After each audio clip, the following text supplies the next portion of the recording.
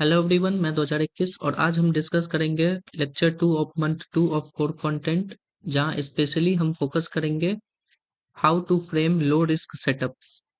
पर पहले हम पढ़ेंगे एक सेटअप को अच्छा क्या बनाता है ट्रेड करने के लिए। इससे हम डायरेक्शनल बायस, इंस्टीट्यूशनल ऑर्डर फ्लो और एसएनआर आइडियाज देख सकेंगे जो बाई सेल को फ्रेम कर रहे हैं। ऐसा इसलिए होता है क्योंकि large bank and institution markets analyse करते हैं चार्ट को डेली, वीकली और मंथली पर। हमारा मेन फोकस होगा प्राइस लेवल को अलाइन करना विथ इंस्टीट्यूशनल ऑर्डर फ्लो। और फोर्थ है हमारा higher time frame setup form slow होते हैं और प्लान करने के लिए अच्छा टाइम देते हैं एक ट्रेड को। तो हमें एक लो रिस्क ट्रेड लेने के लिए क्या करना पड़ेगा? पहला है, प्राइस हायर टाइम फ्रेम पर ज्यादा फोकस रहता है तो हम उसी पर फोकस करेंगे। STF high time frame decide करने के बाद हम अपने सेटअप को रिफाइन लोअर टाइम फ्रेम पर करेंगे। हमें शिफ्ट करना पड़ेगा higher time frame to lower time frame, इससे हमारा SL placement and risk low हो जाएगा। तो हमने जो कल देखा था हम वो फिर से देखेंगे इन टर्म्स ऑफ रिफाइनिंग। तो हमने डेली टाइम फ्रेम पर एक इंस्टीट्यूशनल ऑर्डर ब्लॉक मार्क किया था और उसके बेसिस पे हमने आवरली चार्ट पर एक 20 पिप्स का एसएल देकर एक ट्रेड यहाँ पे फाइंड करा था, जिसमें हमारा एंट्री था और एसएल था 20 पिप्स पर डेली ऑर्डर ब्लॉक पर, जो सेल साइड की लिक्विडिटी लेने के बाद ऑर्डर ब्लॉक पर आया था। और वहां से हम एक ऑर्डर ब्लॉक और फेयर वैल्यू गैप पे एक एंट्री देख रहे थे 20 पिप्स का एसएल देकर। तो अब हम इसे रिफाइन कैसे करेंगे वो देखते हैं। तो हम अब इसका रिस्क एक्सपोजर कम करने के लिए इसे और लोअर टाइम फ्रेम पर लाएंगे, जो कि है हमारा 1 आवर से लो करके हम आ गए 15 मिनट पर। तो ये हमारा हो गया 15 मिनट टाइम फ्रेम।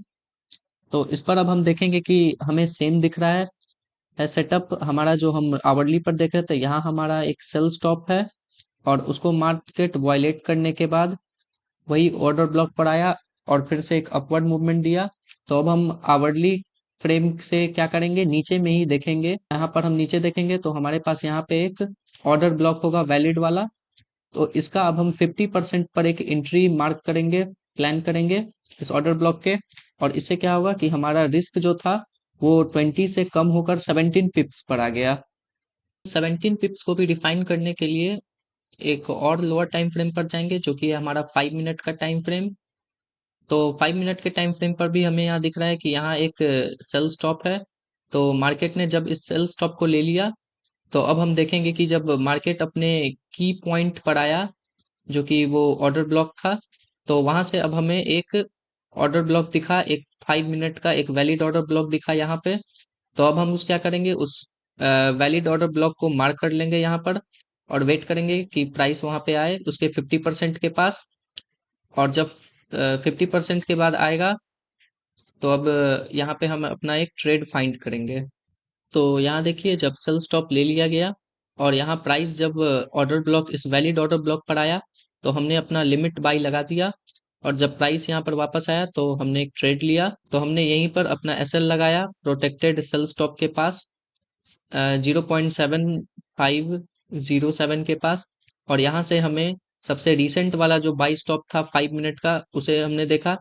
तो यहाँ पर क्या हुआ कि हमें 1:3 का टारगेट ऑलरेडी मिल गया, जबकि हम 1 आवर के बेसिस पर इससे पहले वाले लेक्चर में एनालिसिस कर रहे थे और उसमें हमने 1:5 तक गए थे।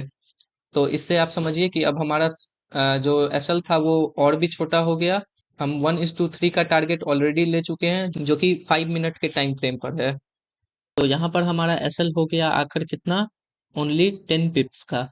तो हमने यहाँ पर आज रिफाइन करना सीखा है कि 20 पिप्स को जो था हमारा 1 आवर पर एसएल, उसे हमने लोअर टाइम फ्रेम पर करके 10 पिप्स का बना दिया।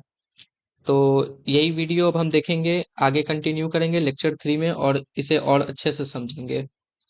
थैंक यू, आज के लिए बस इतना ही, मिलते हैं अगले लेक्चर में।